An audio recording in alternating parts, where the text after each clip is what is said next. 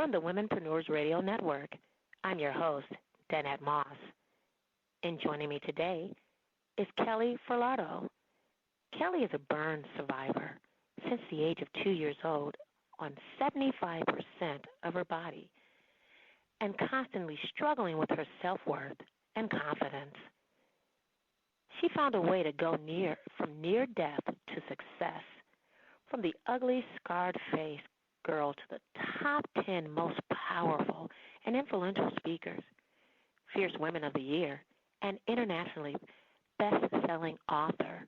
She was a four-time recipient of the Queen Elizabeth II Diamond Jubilee Medal, and most recently, a YMCA Women of Distinction. You have to ask yourself how. How did a burn survivor who constantly struggled with rejection, staring and teasing burst through all the negativity in her life to succeed? You have to hear her speak or read her books to learn the stories on how she did it. And I'm extremely excited to have Kelly on the Womenpreneurs Radio Network. Welcome to our show today. How are you? Well, thank you. And, I'm just so honored to be on your show, so thank you for having me. I tell you, the information that you're going to share with us, because, as women, Kelly, we struggle so much with so many different things in our life, self-esteem, low self-worth, but you went above all odds. So I'm excited to truly have you here and to have you share the 7 reasons why women don't love themselves and help us to get on the other side of that. Great. Well, and you're so right that, women are so hard on themselves. And, it's interesting because this book was actually written as a challenge to me. A friend of mine who's a marketing guru said, Kelly, why don't you write a book on 7 reasons why women don't love themselves and how to change it? And I said, okay, I don't know, but, I don't know what the reasons are going to be yet, but, let's do this.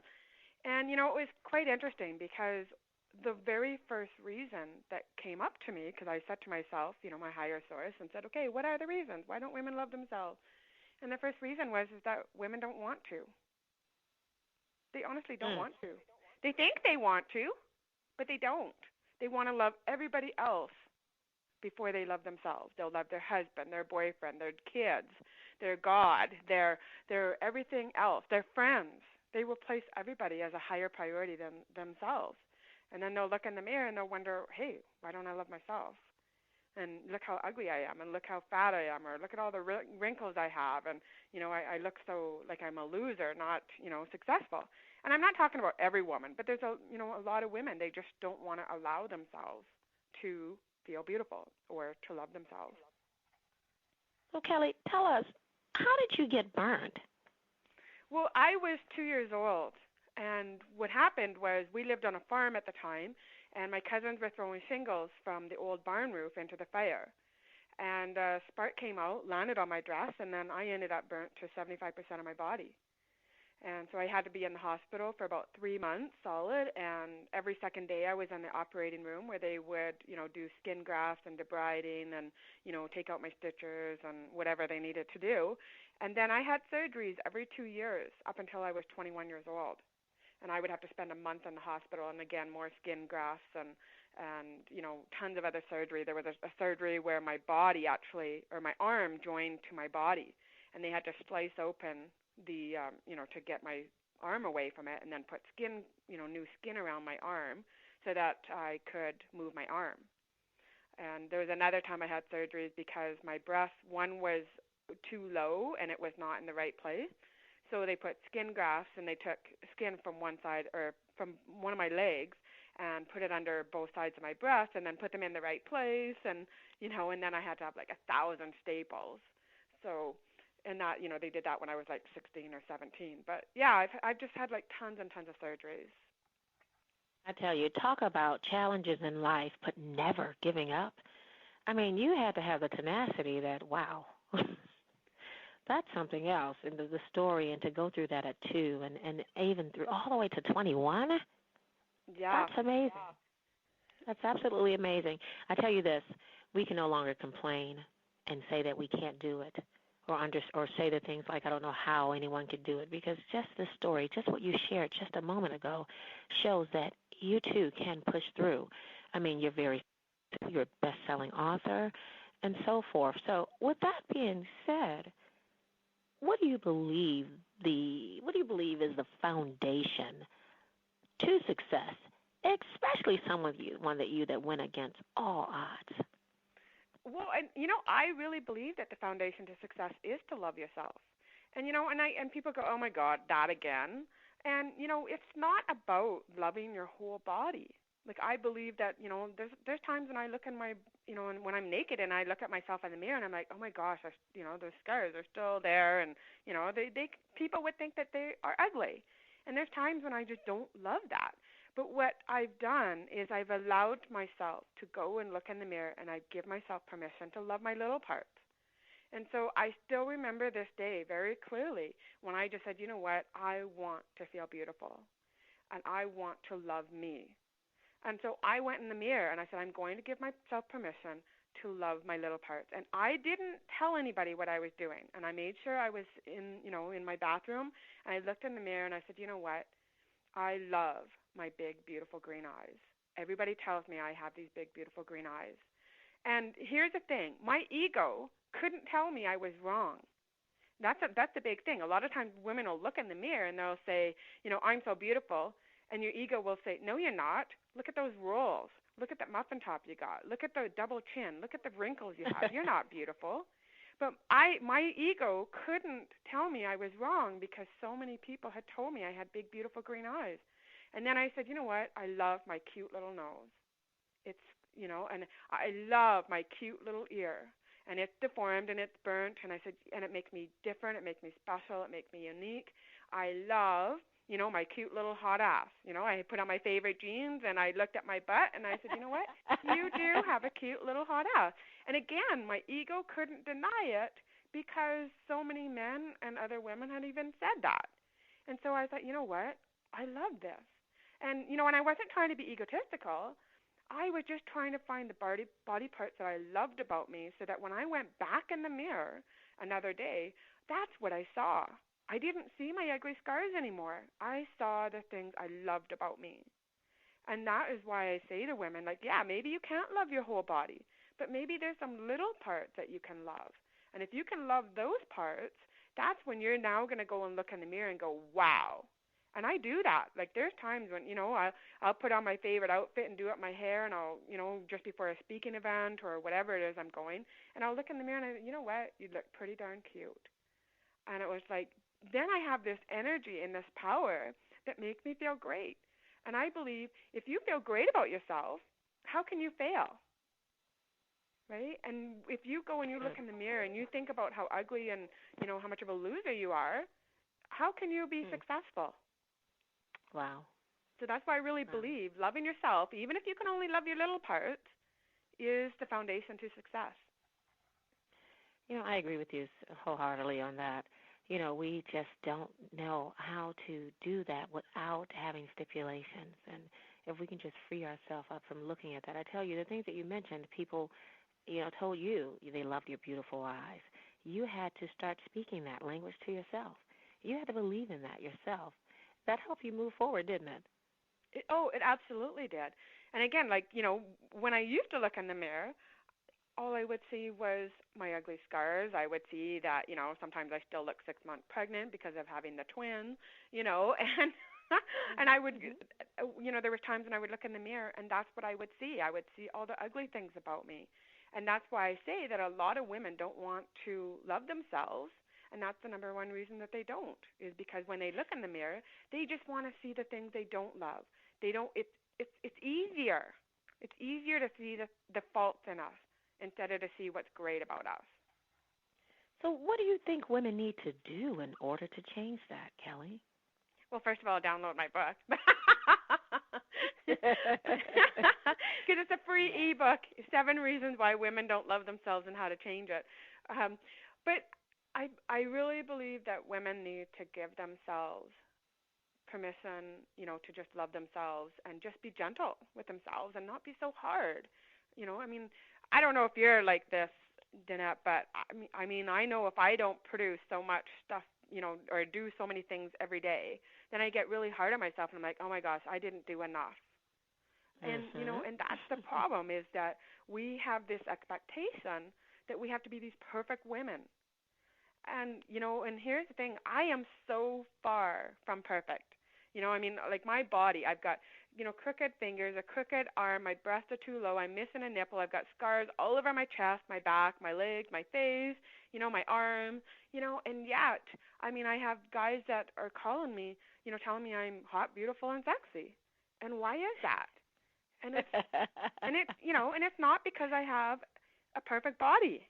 It's because what they're seeing is my spirit, and they're seeing my energy, and they're seeing my confidence, Wow. and they're seeing that I'm not allowing other women's opinions to stop me from feeling beautiful, or other men. Other men don't think I'm beautiful.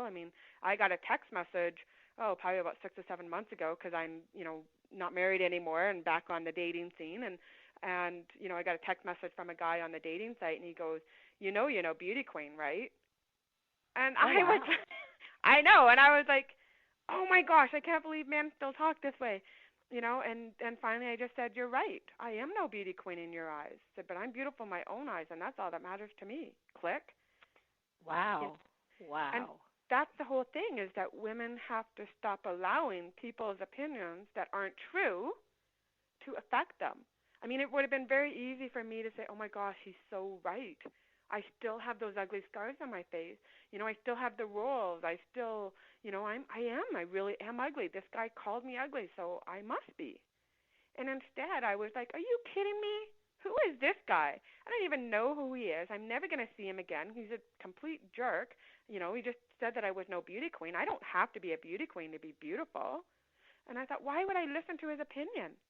And then, Wow. I got a text message from a man who does mean something to me, and he says, "Hey, have I told you today how special you are to me?"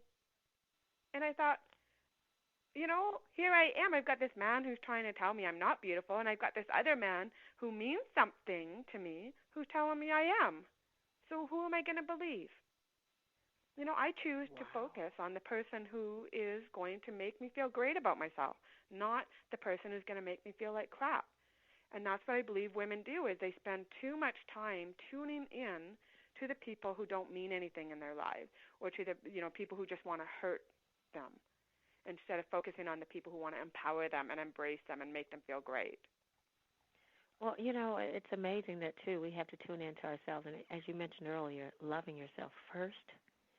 Once we love ourselves first, we can get a handle on those things. It made it easy for you to look at the idiot like he was. Such the Yeah. idiot. It's his loss. Yeah. Yeah. Truly his And loss. you're so right. And the problem is, like, a lot of women just have so much chaos going in their lives that they can't see that they are an awesome person. All they can see is all the mistakes they're making. And I call that, there's my mountain of awesome, right? Like, the mountain of awesome is just so small because they don't want to see the mountain of awesome. They want to see the mountain of mistakes that they're making. And as those mistakes keep piling up, bigger and bigger and bigger, they see that they're not worthy because they don't do things right, and they Well, don't want to allow. it's amazing that you would say that because that word perception, we perceive everything to have to be so perfect. That's mind, that's body, that's business, that's everything that we as women do. We just think that everything has to be perfect. If it's not in order, then we're looked upon in a bad way. We let it take over our whole entire day, the way that we feel, our thought process, the way that we respond to people, and so forth. Now, with that being said, how can women get over that one big nasty P word called perception, mentally as well as feeling like everything else body-wise has to be that same? You shared a moment ago, one nipple being gone and all of these things. Yet you've gotten over it. You're moving forward. Well, this is what I call my garage sale story. And here's what happened. This is probably about 6 or 7 years ago when I was still married. We went to a garage sale, and this older lady says to me, "They couldn't do better than that." And I was shocked, and I was devastated, and I was so hurt. And I was like, oh my gosh, I can't believe it. I've just been called ugly. I haven't been called ugly in years, and by by an adult even. And I was like, oh, and I did. What am I going to say? And I looked at her and I said, you know what? I happen to think I look pretty damn good. And I turned around and I walked away. And I was so hurt. I was almost in tears. And my husband said, Cal, she didn't mean it that way. And I said, she meant it how she said it. And I said, you know what? Eventually, a couple hours later, I started thinking. I thought, you know what? This woman does not know that I got burnt at 2 years old. She doesn't know that I spent 3 months in the hospital and that I spent every second year for surgery. She doesn't know what I looked like when I was 10 years old, when I was 20 years old, when I was 30 years old. She doesn't know about everything that I've struggled with. And yet I was willing to let a complete stranger take my power away. And I thought, that's not fair. That's absolutely not fair to me that I am going to let a complete stranger who I will never see again take my power away. Not once have my kids or my family or my friends ever said to me, Kel, we would love you more if you were scarless. Not once. Wow. And that's the thing, is people focus so much on what other people's opinions are, and especially strangers. And they try to judge what they think other people are thinking of them. How many times have you walked down the street and you look at somebody or you notice somebody is looking at you and you're thinking, oh my gosh, they think I'm fat. We don't know what that woman is thinking. How do we know that that woman might not be thinking, oh my gosh, I love her dress.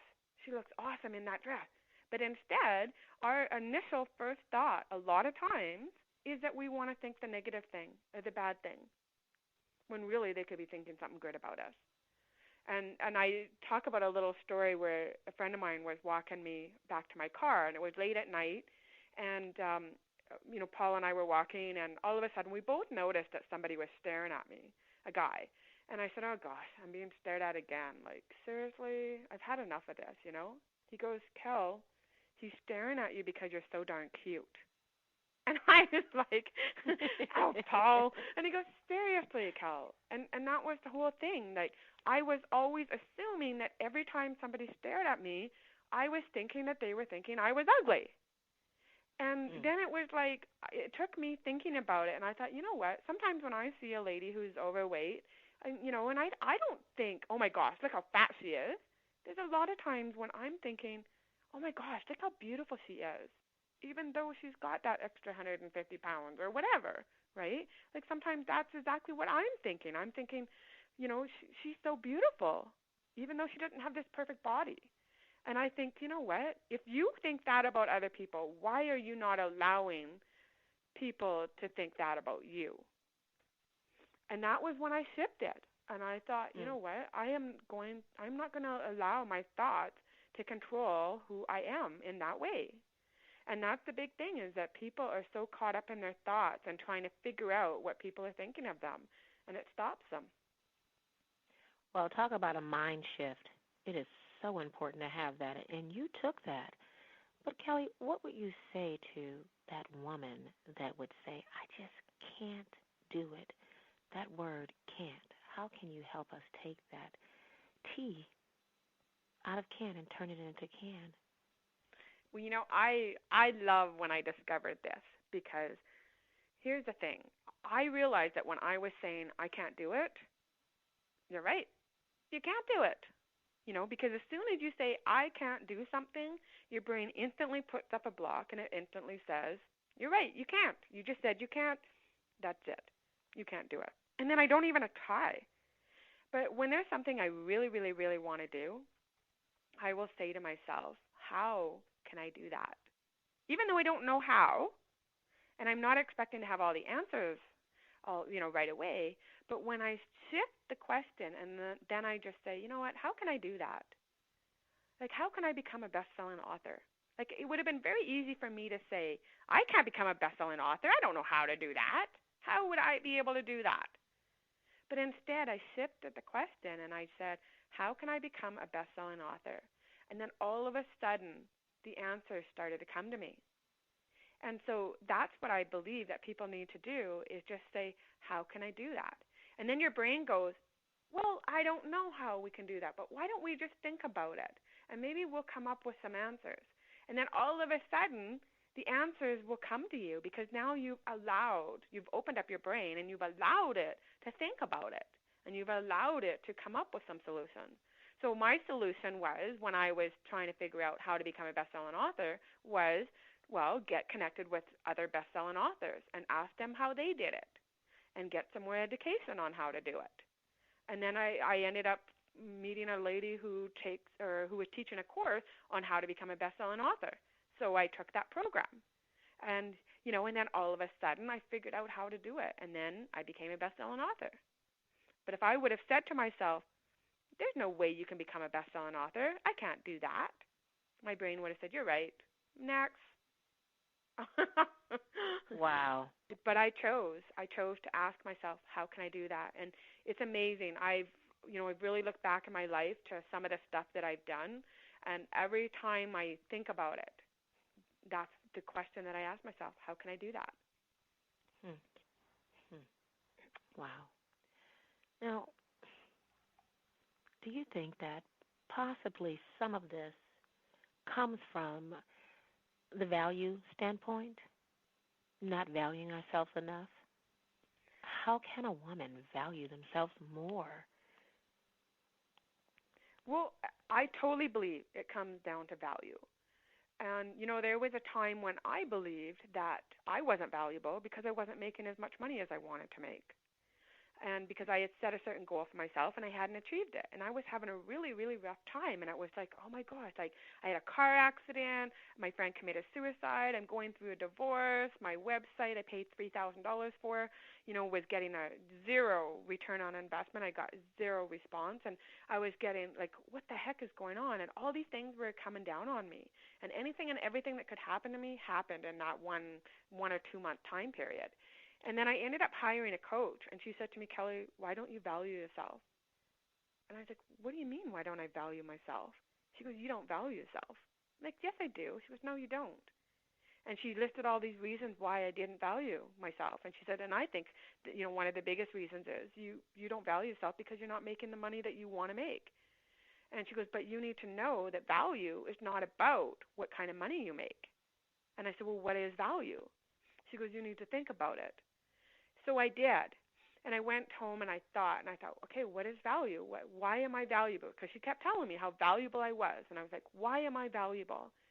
And then I remembered I wrote my first book called No Risk, No Rewards. And I was invited to go to Africa and speak there. And Wow. so I go there, and all of a sudden, we planned this one-day seminar for the teenagers. So there's 150 girls from the slums. I mean, these girls were so poor, like they were dressed in rags. And so anyway, so I'm listening to our coordinator, and she's saying, I am me, the best me I can be. And I looked at her, and I'm like, what the heck? That sounds familiar. And here she is, reading it from my book, No Risk, No Rewards. I am me, the best me I can be. And I was like, oh my gosh, there's my value. My value is in that the book I wrote is in Africa, the other side of the world, being used to taught young women in the slums how to have great self-esteem so that they can have hope, so that they can have a life, and so that they can have a dream that they can get out of those slums that they live in. And I thought, there's my value. And it was like when I started to think of the domino effect of some of the stuff that I'm doing, it was like, oh my gosh, wow. And so the next day I went back to my coach and I said, this is my value. And I came up with 10 different situations of things that I had done that are providing a service to other people. And it's creating a ripple effect that's allowing other people to be inspired and motivated to go and live their best life so that they can love themselves and feel more beautiful. And she goes, you finally got it. And I'm like, Wow. I get it. And so I encourage women to find their value and don't, take the money out of the equation. Because so many people are thinking, well, I only make $10 an hour, I'm not valuable. Or I only make $50 Mhm. an hour, I'm not valuable. My ex-husband, he felt he was only worth $20 an hour. And I'm like, are you kidding me? You're worth a six-figure income. You're not worth, $20 an hour. You're worth so much more. But he couldn't see that in himself. And when people start shifting and thinking where their value is, that is when they're going to make a big shift and they're going to start loving themselves more. And I know that was tremendous for me when my coach showed me where my value was. Mm.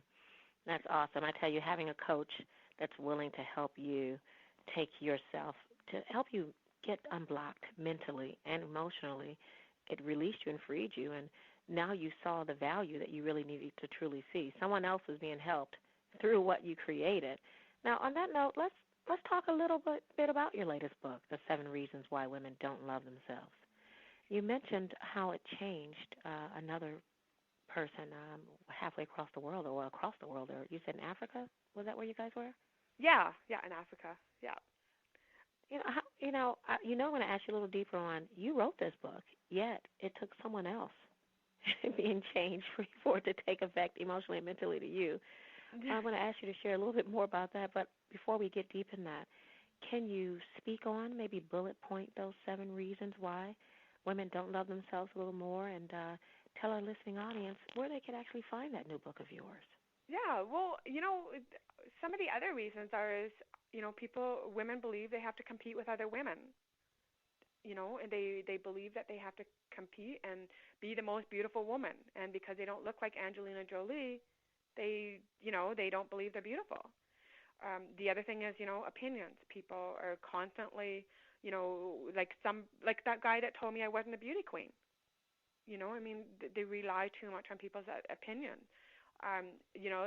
One of the other reasons is because, they've been rejected before, and they don't want to move past that rejection. The other reasons are they just don't want to see the good in themselves. They just want to see all that's bad. And, it's just so sad to see that women don't want to give themselves permission to just move forward in their lives and forgive themselves for some of the mistakes that they've made. And that's a huge thing, too, is women think that because they've made so many mistakes that they can't move forward or they can't change. I know that even with myself, with going through my divorce. And, I think of some of the things that I did wrong in my marriage. And, and we were both so disrespectful to each other. And it was like, but, you have to move forward from that. And you have to say, okay, yeah, I did that. But that doesn't mean that I'm going to continue doing that. That means that I can change and I can become better and I can learn from it. Yes. And that's a huge thing, is we need to learn from our mistakes. Mm-hmm. So owning it and learning it, learning from it. yeah. And people go, oh my gosh, look at how amazing you are. You're such a success. Well, they don't know about the thousands of failures that I've had. Mm-hmm. And all the things that I failed at before I got to this place. And even now I'm still trying things and still some things fail. And then I try something else, and then I succeed at something. And you know how it is, Danette. Like, there's a lot of times we try all kinds of different things, but it doesn't always work. But what I really want to encourage women to do is to find their passion and get in alignment with that, because that's the reason I've had this great success in the past 3 years, is because I finally accepted that my passion was to be a speaker and share my message of, to get women to love their beauty. And when I accepted that, that was when everything I wanted in my life started to come true. And that was when I would be able to get up on stage and speak and share my story. That was when I became a best-selling author. I became most powerful and influential speaker. All of that stuff all happened when I became in alignment. And when I wasn't in alignment, and when I was doing, jobs that I hated, or things that weren't bringing me joy, things that were bringing me pain, that was when I struggled. And I struggled and I struggled and I just couldn't get anywhere. But, people allow things to stop them. They'll allow, their husband's or their partner's opinion to stop them from what they truly, truly want and what their spirit, their soul is telling them to do. And so I just believe that, I had so much guilt wanting to leave my marriage after 24 years of being married, and people were telling me, "You've got kids, you can't leave your marriage." And I was like, "Are you kidding me?" I said, I can't even get through the day anymore, and without crying my eyes out and thinking, why am I in this marriage? Why am I doing this to myself? I deserve more. I deserve better. And he deserves more and better. He deserves to be with a woman who's going to love him and respect him. And I wasn't, and neither was he. And so I believe, as hard as it is, we need to make those changes we need to make. And here's the interesting thing. I left my marriage and then 6 months later quit my job to be a speaker full time. So talk about making, transformation. I was just like, oh my gosh, I can't believe I'm doing this. But when I went and told my friends what I was doing, they're like, it's about time. Finally, it's about time you quit your job, because you know that your passion is to be inspiring people, writing books, doing programs, speaking on stage. That is what you're supposed to be doing, not, in an office with four walls, not helping anybody. So I just really encourage women to get out there and be who you want to be, because when you're your authentic and real self, it's amazing what happens. And that's why, this whole book came about, the 7 reasons why women don't love themselves. I set up a specific website called howtoloveyourself.org, and that's where you can go and download the book for free. And then there's some other stuff on that site also, and you can find out about some of the other programs I'm doing and my speaking and that sort of thing. But that's the best place to go to download the book. It's free. And, I just wanted this because it just makes me feel so great to be able to help women, because I think, we spend so much time trying to be beautiful and trying to be someone we're not, that if we would just be who we want to be, it would just be so much more amazing and so much less stressful. The fact that you're giving it away free is a thing that most people don't do unless it's sitting out on, Amazon and Barnes & Noble. You give it away free for a moment, then you sell it and so forth. I so appreciate you for sowing seeds in the women's lives, because, we need that sowing sometimes. And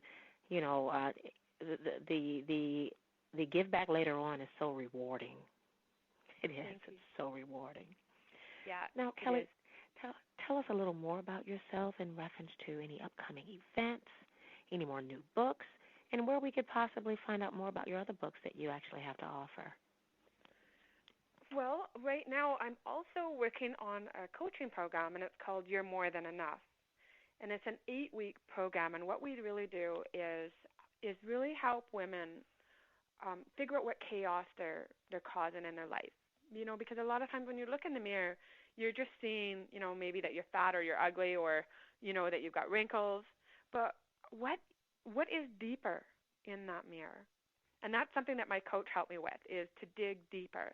And a lot of times the reason people are feeling that is because maybe they're on prescription drugs, or maybe they're out gambling all the time, or maybe they're playing bingo every night, and they're having to hide, from their spouse, or maybe they're cheating on their spouse, and they're lying, and they're lying to themselves, and they're lying to their spouse, and they're looking in the mirror, and that's what they're seeing. They're seeing that pain. And so what we're doing with this program is we're helping women to face that pain, and then figure out the chaos that it's causing in their life and the drama, and then helping them to shift that so that they can see that there's value in themselves, and see that they can give themselves permission to love themselves, and also see that, there's possibilities for them also. But, you really have to want to make that change. And if you don't want to change, then, it's definitely not the program for you.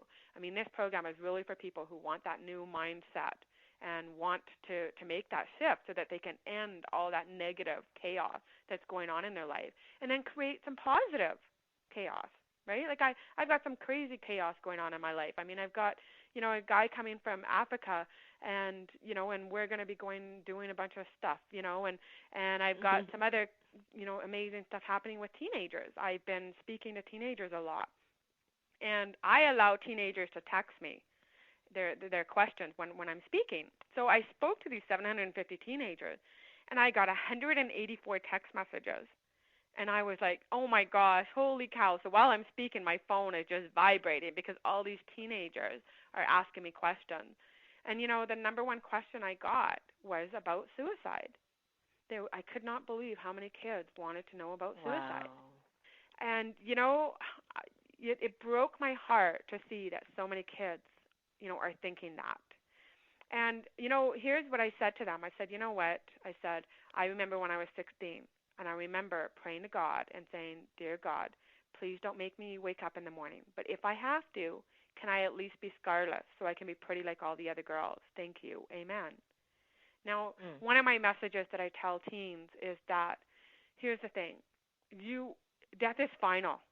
So if you actually do succeed at suicide, it's final.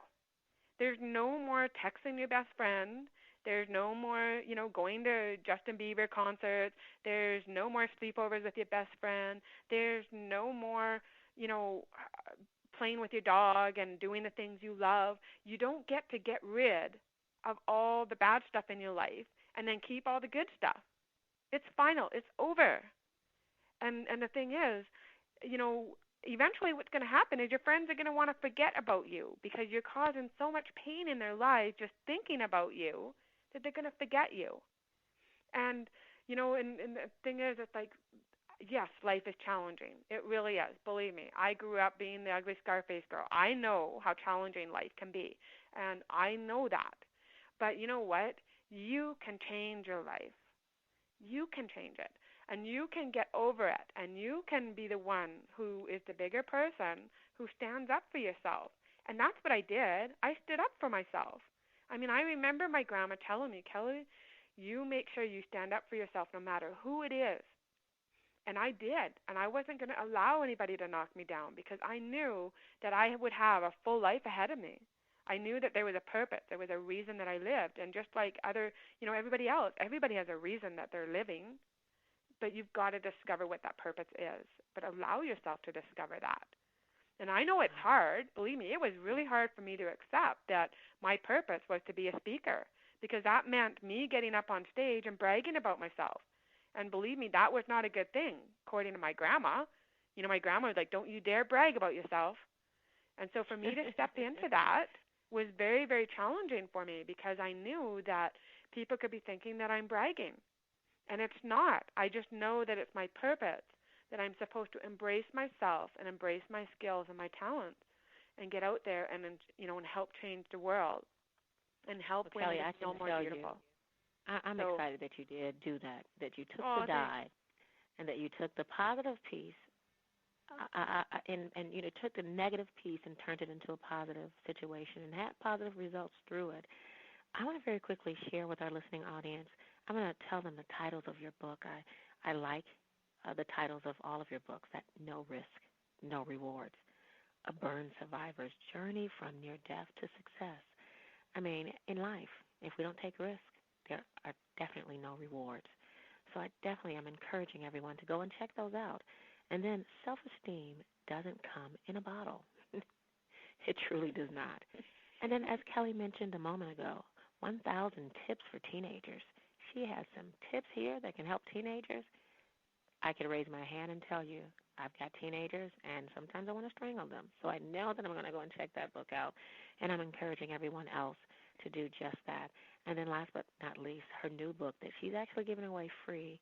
Kelly, give us that title of that new book again. Is it How to Love? 7 Reasons Why Women Don't Love Themselves and How to Change It.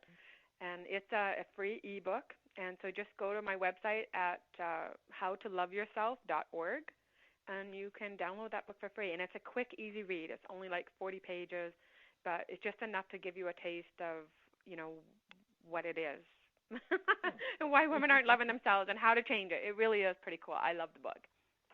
Well, I'd like to thank you again for being our special guest here today on the Womenpreneurs Radio Network and for just taking out some of your precious time today and helping us to address those issues on love, which is first and foremost so important, so that we can be just productive and just move forward in business, and do the things that we really need to do so that we can be successful and to be happy in life first by loving You're ourselves. very welcome. So thank you once again.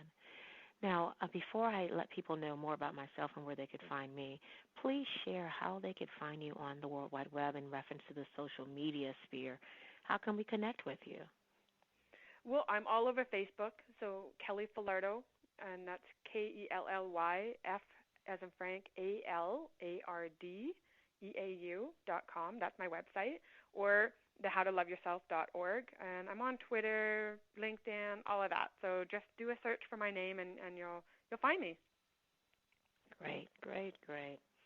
Well, my name is Danette Moss, and I am your host here at the Womenpreneurs Radio Network. And I tell you, my whole goal for having this show and having it in the evening is to reach that wife and mompreneur, that person that's all over the place, as Kelly would say, that person that's not really thinking about herself, not considering herself important enough to know that the things that she wants, those dreams, those visions that she has, that she puts to the side and they don't manifest themselves because we're all over the place. One, we're not loving ourselves. Two, we feel guilty. We don't think that we can stand and do the things that we wish we could do because we're dedicated to other things and we forget about ourselves. So I started this show to reach that audience, which is my niche, that wife and mompreneur.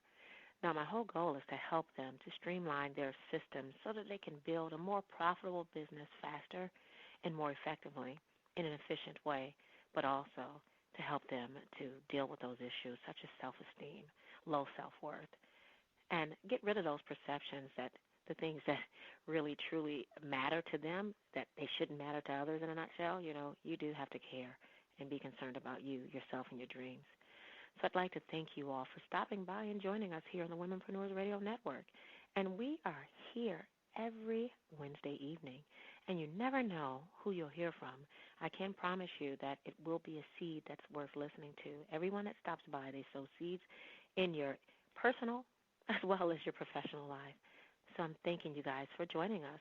Hey, I'd like to also make sure that you guys go over and show us some love on Spreaker. We are fastly approaching our numbers in reference to plays, but we are in need of followers. So make sure you go over there and follow us. We are on radar for iHeartRadio, and we're trying to get there by June. So I'm asking your assistance to go over there and give us some follow love. I'd so appreciate it. Kelly, thanks so much once again for coming on our show today. You're very welcome. I don't believe I didn't tell anyone where to find me. Let's Talk Strategies is my website. Look at there. And you can also go over to the Association for Women Entrepreneurs. It is a free site as well as a membership site. Inside of the membership site, we equip you with tools that you need to deal with your vision statement. That's that first thing. We got to get our vision wrapped tight so that way we'll know what it is we're going to do business-wise, get those belief systems in place.